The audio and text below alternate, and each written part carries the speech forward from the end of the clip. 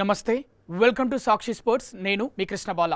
One day format భవిష్యత్తుపై రకరకాల చర్చలు నడుస్తున్నప్పటికీ ప్రపంచ కప్ టోర్నీ అనగానే క్రికెట్ అభిమానుల్లో వచ్చే ఆ ఊపే వేరు.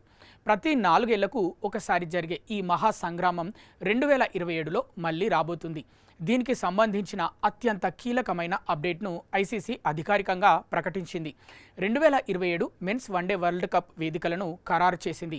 సరిగ్గా 24 సంవత్సరాల సుదీర్ఘ విరామం తర్వాత ఈ మెగా టోర్నీ మళ్ళీ ఆఫ్రికా ఖండానికి తిరిగి రావడం విశేషం.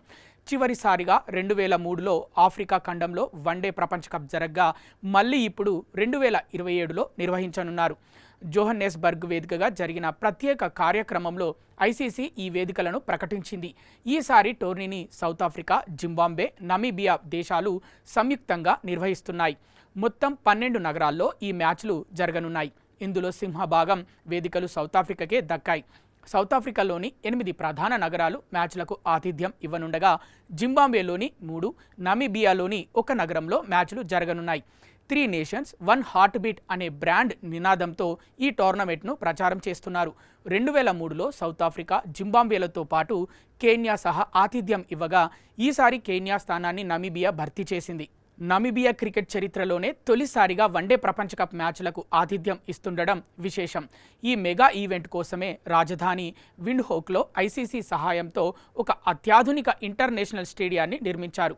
ఆ దేశంలో డే నైట్ మ్యాచ్లు నిర్వహించేందుకు ఫ్లడ్ లైట్స్ సౌకర్యం ఉన్న మొట్టమొదటి స్టేడియం ఇదే కావడం గమనార్హం. టోర్నీ ఫార్మాట్, వేదికల వివరాల్ని పరిశీలిస్తే 2027 అక్టోబర్, నవంబర్ సమయంలో ఈ టోర్నమెంట్ జరగనుంది. మొత్తం 14 జట్లు ఈ ప్రపంచ కప్లో పాల్గొంటాయి. అయితే సూపర్ 12 మెయిన్ రౌండ్కు చేరుకోవడానికి ముందే 2 జట్లు టోర్నీ నుంచి నిష్క్రమిస్తాయి. 24 ఏళ్ల తర్వాత మెగా ఈవెంట్ ఆఫ్రికాకు తిరిగి రావడం పట్ల ఐసీసీ చైర్మన్ జైషా స్పందించారు. ఇది క్రికెట్ చరిత్రలో కీలక మైలురాయిగా అభివర్ణించారు. దక్షిణాఫ్రికా, జింబాబ్వే, నమీబియాలు మర్చిపోలేని క్రికెట్ టోర్నీని నిర్వహిస్తాయని ఆశిస్తున్నట్లు ఆయన చెప్పారు. ఈ టోర్నీ క్రికెట్కు ఉన్న ఆదరణను మరింత విస్తరించేలా చేస్తుందని ఆశాభావం వ్యక్తం చేశారు.